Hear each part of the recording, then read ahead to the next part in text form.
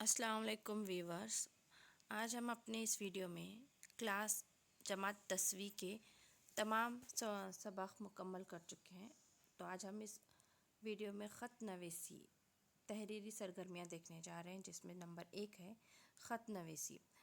तो आज मैं आपको ख़त नवीसी के बारे में बताऊंगी कि रस्मी ख़त और गैर रस्मी ख़त कैसे होते हैं। इसका सिर्फ तारुफ दिया गया है। देखिए, ख़त लिखना एक फ़न है।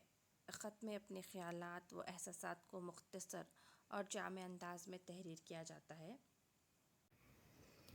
तो आज हम जो ख़त लिखना एक फ़न है, ख़त में अपने ख़यालात व एहसासात को मुख्तसर और जामे अंदाज में तहरीर किया जाता है। माजी क़रीब में ख़त को बहुत अहमियत हासिल रही है। साबिक़ा जमातों में अपने ज़ुबान व अदब के मशहूर अफ़राद की ख़ुतूत का मुताला कर चुके हैं। एक वक्त था जब हम अपने मुतल्लिक़ीन को पाबंदी से ख़त लिखा करते थे, लेकिन टेलीफ़ोन, मोबाइल, ईमेल और राब्ते के दीगर जदीद तरीन वसाइल के मुरव्वज हो जाने की वजह से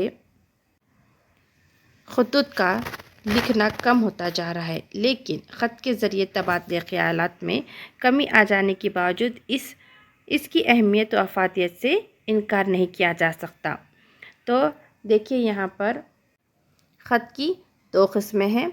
देखिए, यहाँ ख़त की दो किस्में कौन कौन सी है। एक है रस्मी ख़त और दूसरा है गैर रस्मी ख़त। यानी रस्मी ख़त यानी अरीज़ा, दरख्वास्त और कारोबारी ख़त होता है, जबकि गैर रस्मी ख़त क्या होता है, जब हम अपने रिश्तेदारों, दोस्तों वगैरह को ख़त लिखा जाने वाला ख़त क्या कहलाता है, गैर रस्मी ख़त कहलाता है। मौजूदा दौर में ख़त लिखने के लिए ईमेल और दीगर तकनीकी वसाइल का इस्तेमाल बढ़ गया है। मुस्तक़बिल में इन वसाइल का बहुत ज़्यादा इस्तेमाल होगा, इसीलिए तकनीक के पेश नज़र ख़त नवीसी के इस तरीक़े को मुतारफ़ किया जाता है। तो अब देखिए, इसमें रस्मी ख़त पहले देखते हैं, जिसमें है रस्मी ख़त।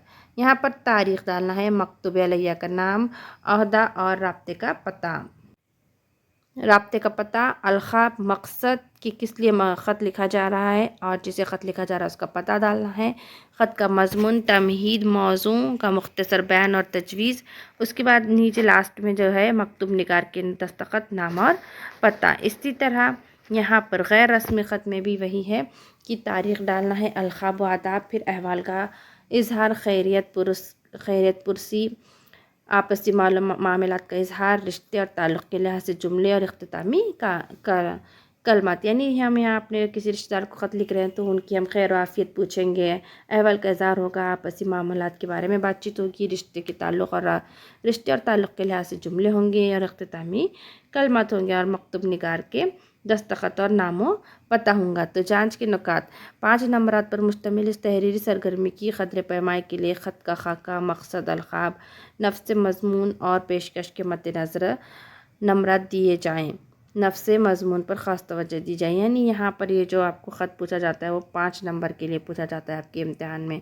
ये ख़त आपके एक इम्तिहान की नोयत से बहुत ज़्यादा आपके लिए ज़रूरी है, और कुछ बातें इसमें आप याद रखेंगे तो आपका ये जो ख़त है वो बहुत ही आराम से हो जाएगा, ख़त नवीसी। और हम अपने अगले वीडियो में रस्मी ख़त और गैर रस्मी ख़त दोनों ख़तों को देखेंगे कि उसे किस तरह से लिखना है।